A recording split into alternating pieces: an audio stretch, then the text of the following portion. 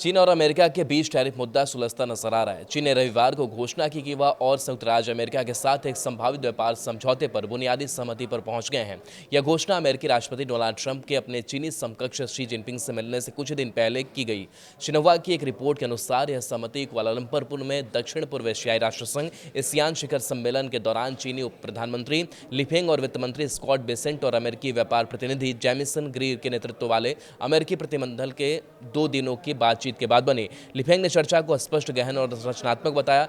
एक रिपोर्ट के अनुसार बातचीत में टैरिफ, निर्यात नियंत्रण, कृषि उत्पादों के व्यापार और फेंटाइल से संबंधित प्रवर्तन पर सहयोग सहित कई मुद्दों पर चर्चा हुई।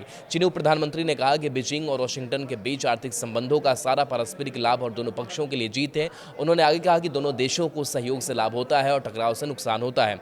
बातचीत के बाद अमेरिकी वित्त मंत्री स्कॉट बेसेंट ने बताया कि चीनी वस्तुओं पर अतिरिक्त 100% टैरिफ लगाने की डोनाल्ड ट्रंप की धमकी खत्म हो गई है। प्रस्तावित टैरिफ दुर्लभ मिनरल्स पर बीजिंग के निर्यात नियंत्रण के प्रति ट्रंप की प्रतिक्रिया का हिस्सा था, जो इलेक्ट्रॉनिक्स और रक्षा जैसे वैश्विक उद्योगों के लिए आवश्यक है। बेसेंट ने कहा कि हमारी 2 दिवसीय बैठक बहुत अच्छी रही। मुझे उम्मीद है कि 100% का खतरा टल गया है और चीन द्वारा दुनिया भर में निर्यात नियंत्रण व्यवस्था लागू करने का खतरा भी टल गया है।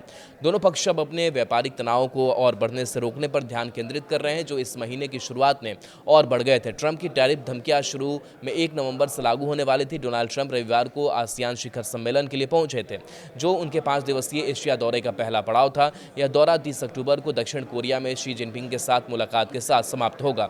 पत्रकारों से बात करते हुए ट्रंप ने कहा कि मुझे लगता है कि हम चीन के साथ एक समझौता करने जा रहे हैं। बातचीत का यह नवीनतम दौर दुर्लभ मृतक चुंबकों खनिजों पर चीन के नए निर्यात नियंत्रणों को लेकर बढ़ती है, जिसके कारण दुनिया भर में इनकी कमी हो गई है। मई में जिनेवा में हुए अगस्त में बढ़ाए गए युद्ध विराम समझौते के बावजूद दोनों देश हाल के महीनों में एक दूसरे के उद्योगों पर प्रतिबंध और अंकुश भी लगा रहे हैं।